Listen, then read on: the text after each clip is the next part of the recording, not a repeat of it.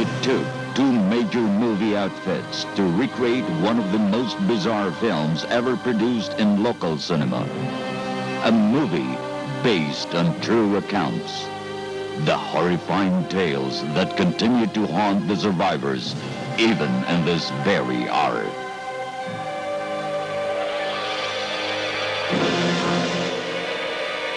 These are only glimpses of what really transpired on that fateful night of December 3, 1993.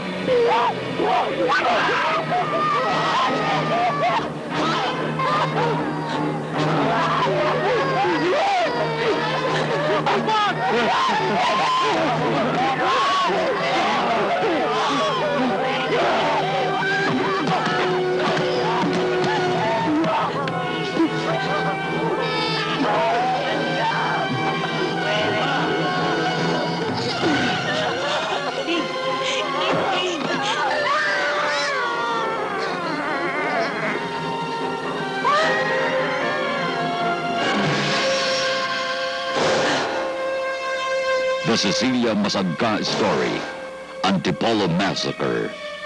Jesus save us. They say it was Winifredo Masagka who committed the massacre.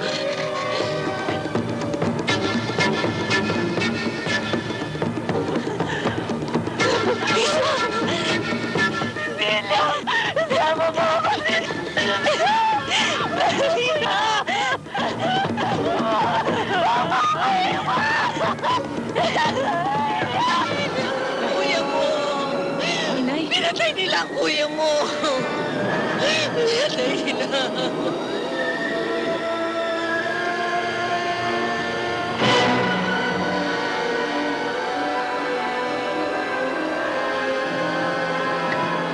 Some say the carnage was perpetrated by a possessed bolo.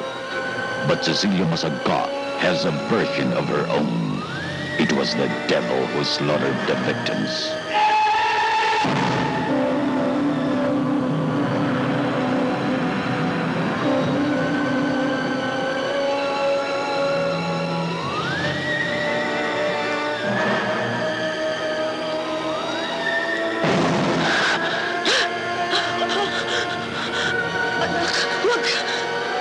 Ano gusto mong gawin ko sa kamatayan ng kapatid ko? Ako si Winifredo Masagka. Hindi ka si Winifredo Masagka.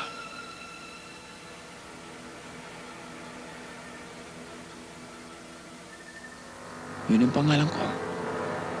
Hindi ang pangalan mo tinatanong ko. Ang katauhan mo. Sino ka? Sino ka? It all started when the owner of this bolo died a violent death, and the deadly weapon landed in this young man's hand. The possessed bolo. The possessed man. The carnage. The survivors.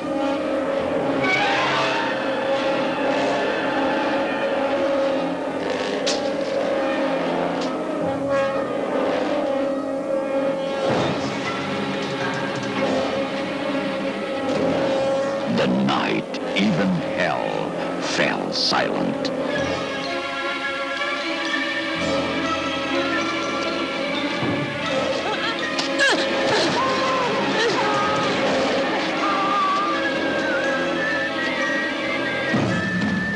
The forces of God versus the forces of evil. On the night of December 3, 1993, Cecilia Masagka was caught in the middle.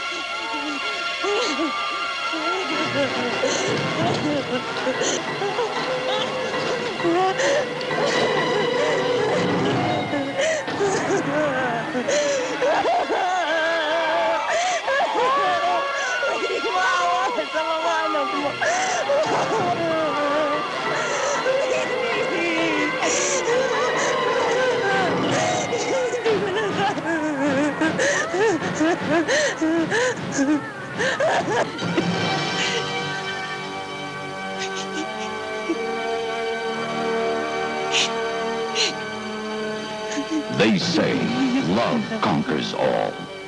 On that fateful night, it happened. During the height of Winifredo's murderous rage, his love for Cecilia prevailed.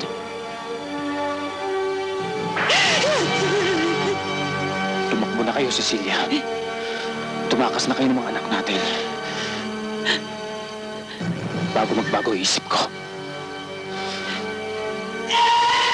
Cesar Montano. Don Zureta. The Cecilia Masagka Story. Antipolo Massacre. Jesus Save Us. A film by Carlo J. Caparas.